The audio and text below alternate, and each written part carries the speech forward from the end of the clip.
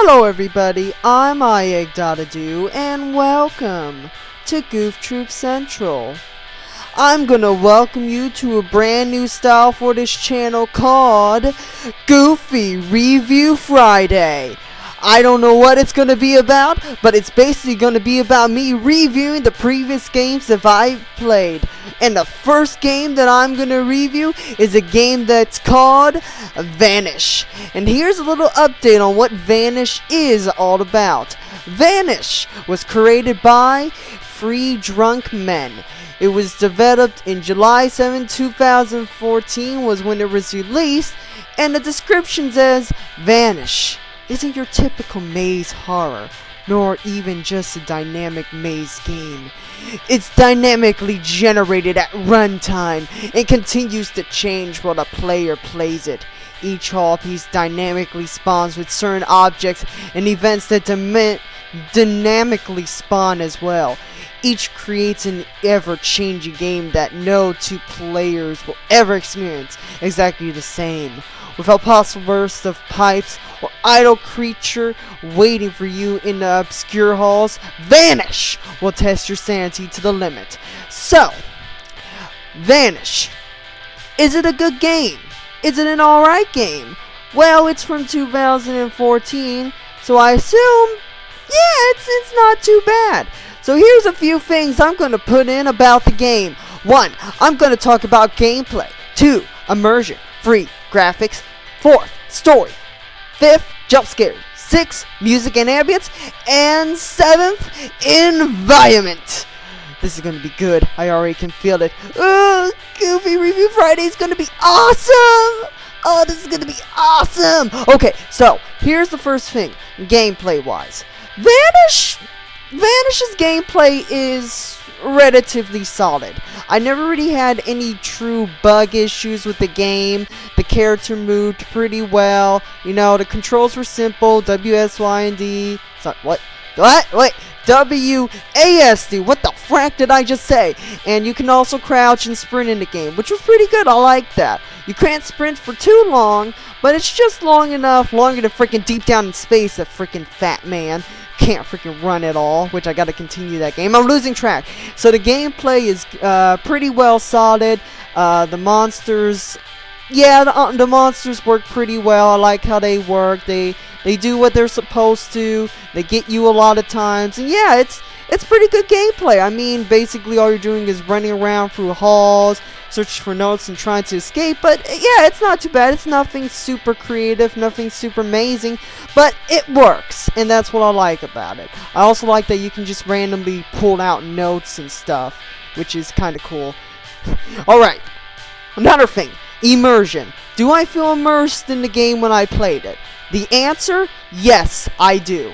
When I was playing VANISH, I literally felt terrified. I did not want to be in this freaking place. I did not like being in this maintenance underground shaft. It was not fun. It was terrifying.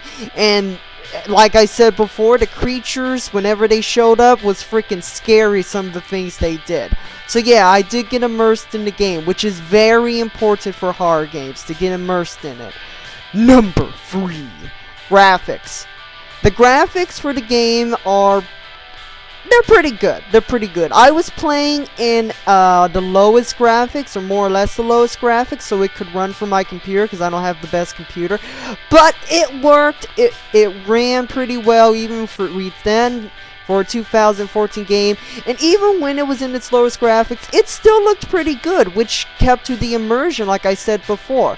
So I don't know what the game looks like in the higher graphics, but I think it just looks a little bit better, not too amazing, but it works. The monster model wasn't too bad. It was a little bit shiny, but I think it was alright.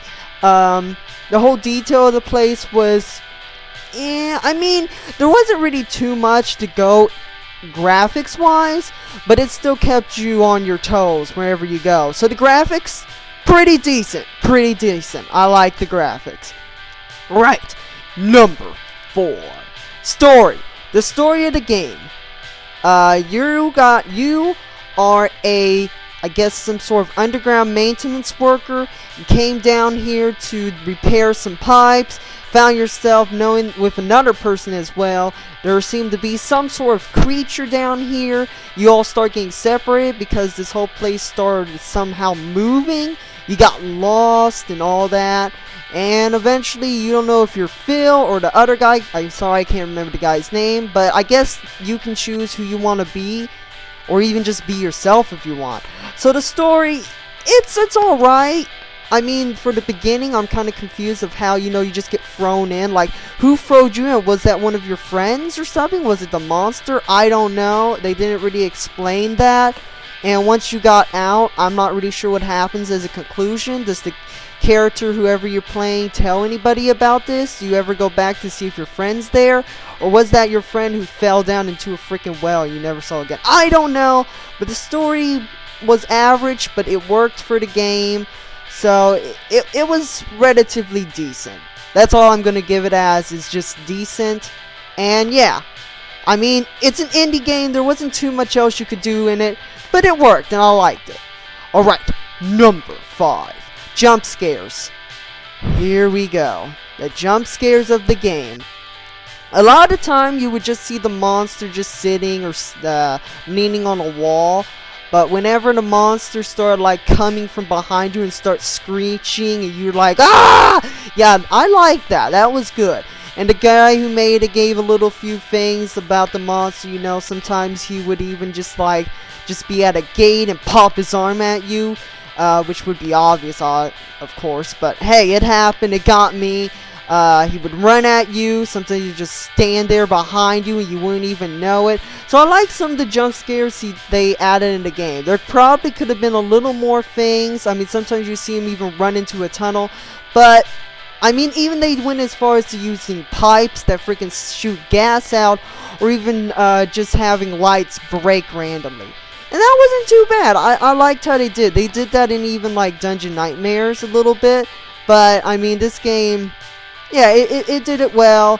It was jump scare-alicious. That's what I'm gonna call it. Alright. Number 6. Wait, hold up. 1, 2, 3, 4, 5, 6. Yeah, 6. Jesus Christ. I didn't know what I saw. Musics and ambience.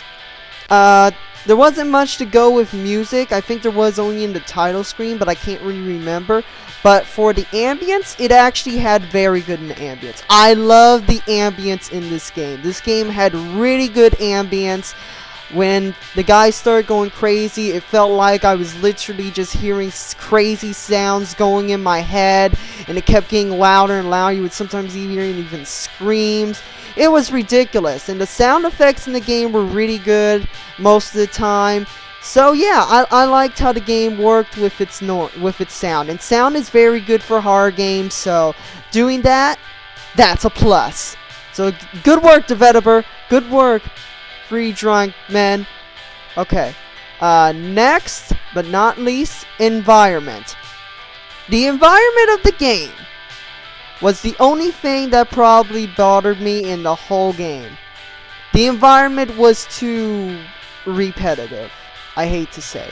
The environment was decent for what it had. It made sense because we were underground in a, underground maintenance facility.